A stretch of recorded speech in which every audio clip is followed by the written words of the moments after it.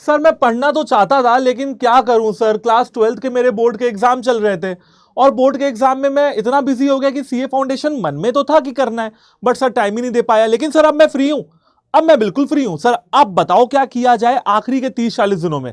और कुछ बच्चों की सबसे बड़ी प्रॉब्लम ये, अच्छा आपकी प्रॉब्लम मैं समझता हूं, तो मुझे अपने बड़े भाई की तरह समझना, क्योंकि मैं आज आपकी प्रॉब्लम्स पे ही बात करने वाला हूं, ठीक है। अब कुछ बच्चे सोचते हैं कि सर सीए फाउंडेशन का रजिस्ट्रेशन करा लिया था, पढ़ना भी चाहता था, लेकिन सर क्या करूं, मेरे अंदर ना सीरियसनेस आती ही नहीं है जब तक 30-40 दिन एग्जाम में ना बचे हो। घंटी नहीं बचती सर मेरे अंदर की। बच्चों मैं आपकी प्रॉब्लम को समझता हूं, है ना। कहीं ना कहीं जब मैं आपकी तरह स्टूडेंट था तो ये प्रॉब्लम हर स्टूडेंट को फेस करनी पड़ती है ना।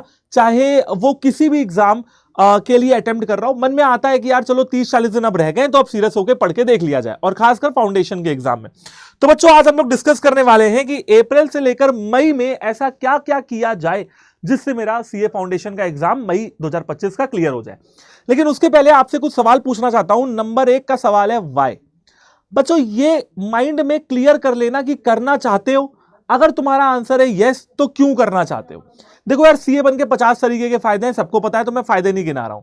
अपने पापा मम्मी को खुश देखना चाहते हो, अपने पापा मम्मी को मौका देना चाहते हो कि वो तुम्हारे ऊपर गौरवान्वित महसूस कर सके, गर्व से कह सके कि हाँ भाई ये मेरा बेटा है, ये सीए हो चुका है, या ये मेरी बेटी है, ये सीए हो चुकी है, ठीक है। वो मौका देना चाहते हो। अपनी फैमिली की कंडीशंस को, फाइनेंशियल कंडीशंस को और बेटर बनाना चाहते हो। अपने आप को अपनी लाइफ में एक बहुत अच्छे मुकाम पे देखना चाहते हो। तो भैया पहले वाई क्लियर कर लो।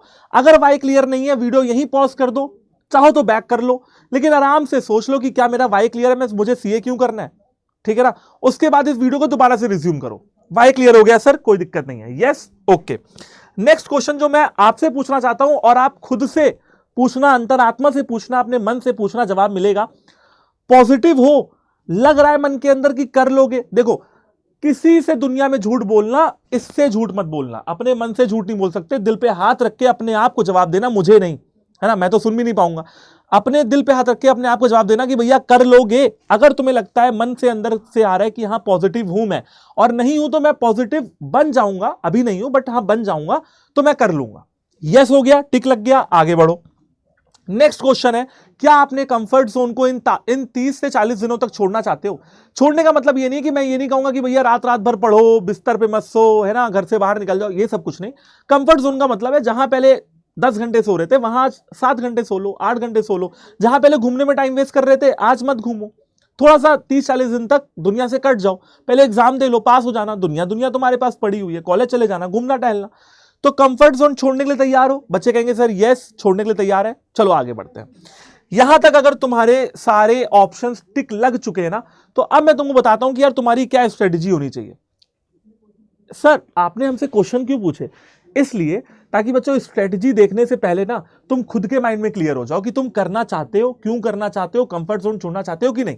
क्लियर हो गए हो तो अब स्ट्रेटजी समझो। देखो किसी भी एग्जाम की एक फुल फ्लेज्ड, एक 100% पास होने वाली स्ट्रेटजी क्या होती है।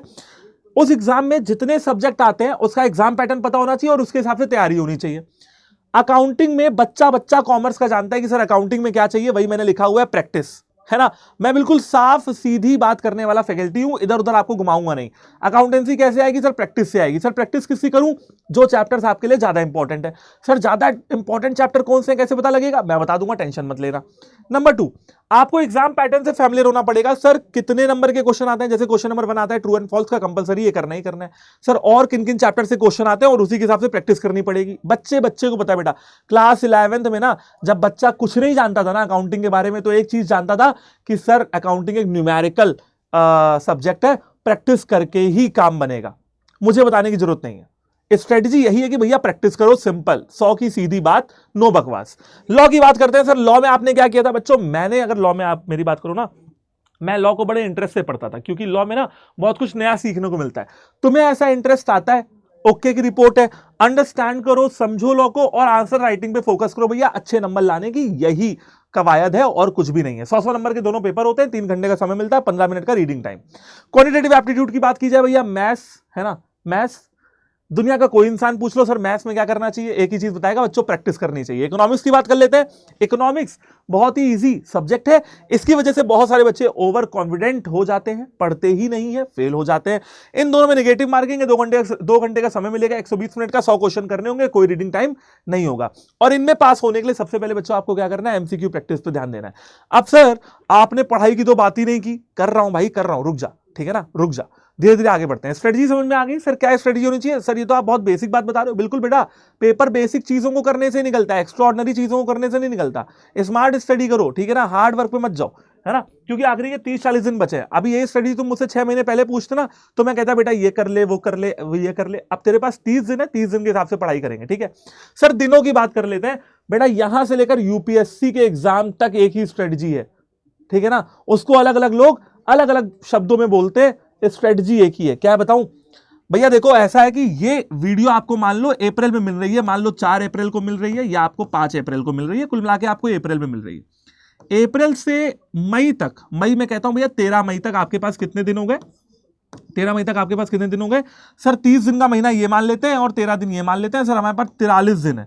43 दिन भी नहीं मान रहा, चल मैं 30 दिन मान रहा हूं, चल 40 दिन मान लेते हैं ना। 40 डेज का समय सर हमारे पास बचा हुआ है। अच्छा एक चीज और सर, जो आपका सीए फाउंडेशन मई 2025 का एग्जामिनेशन है वो कब कब है बेटा? 15 तारीख को अकाउंटिंग है, 15 से एक दिन पहले की छुट्टी मान ले, 14 को रिवाइज करेगा अकाउंटिंग, इसलिए 13 तक मान रहा हूं, ठीक है ना। 16 को छुट्टी लेके 17 का लॉ का पेपर तैयार कर, 16 को लॉ रिवाइज कर ले, सिंपल है। और बहुत पढ़ने की कोशिश मत करना।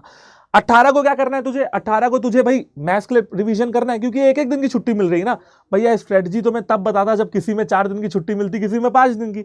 जब छुट्टी ही एक एक दिन की है तो क्या ही स्ट्रेटजी बताऊं? एक दिन की छुट्टी में क्या करोगे? सुबह उठोगे और रिवाइज करोगे, ठीक है ना, और क्या ही करोगे। इसके अलावा भाई 20 को रिवाइज कर और 21 को अपना पेपर दे के आ। तो भाई ये तो सिंपल क्लियर मामला है। अब इन 40 दिनों में क्या करना है, सिंपल बात समझ, 40 दिनों को 10-10 दिन के हिसाब से डिवाइड कर ले और इन 10-10 दिनों में एक एक सब्जेक्ट पढ़ ले। इसमें पढ़ ले एक सब्जेक्ट अकाउंटिंग लॉ जो तेरे को पढ़ना है, इसमें पढ़ ले एक सब्जेक्ट जो तुझे पढ़ना है, इसमें पढ़ ले एक सब्जेक्ट जो तुझे पढ़ना है, और इसमें पढ़ ले एक सब्जेक्ट जो तुझे पढ़ना है। क्योंकि भाई तेरे पास 40 दिन है और 4 सब्जेक्ट है। भैया इससे अच्छी स्ट्रेटजी क्या दूं? सर पढ़ना क्या है बेटा, 1 शॉट्स कवर करवा रहा हूं, ध्यान से सुनते रहना।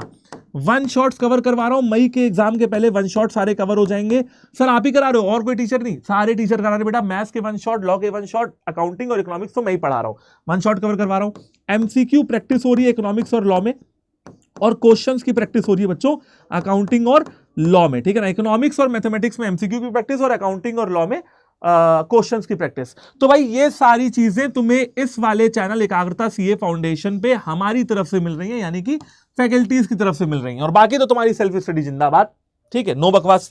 आगे समझो, आगे ये है कि सर कुछ एक आध दो सवाल मेरे पास और है। सर चैप्टर वाइज वेटेज क्या है, कहां मिलेगा? आपने कहा ना चैप्टर के हिसाब से पढ़ो, कहां मिलेगा बेटा? आपके वेबसाइट पे मिलेगा। सर आरटीपी कहां मिलेगी? क्योंकि मुझे क्वेश्चन प्रैक्टिस करना है बच्चों, आईसीए की वेबसाइट पे मिलेगा।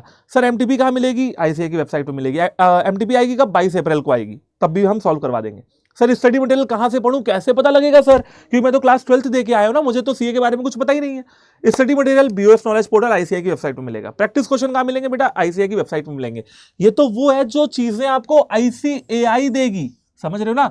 तो सर आप भी तो टीचर हो, आप भी तो कुछ दोगे। 100% मैं दूंगा बेटा। मैं क्या दूंगा? मैं आपको रोजाना एमसीक्यू प्रैक्टिस कराऊंगा, इकोनॉमिक्स में पीडीएफ प्रोवाइड करूंगा, मैं आपको और भी क्वेश्चन प्रोवाइड करूंगा, ठीक है, जितने कहोगे उतने प्रोवाइड करूंगा। अकाउंटिंग रोज एक क्लास लूंगा, उसके क्वेश्चन प्रोवाइड करूंगा, जितने कहोगे उतने करूंगा। सेम ऐसे ही अमन सर करेंगे, सेम ऐसे ही वंशिका मैम करेंगी।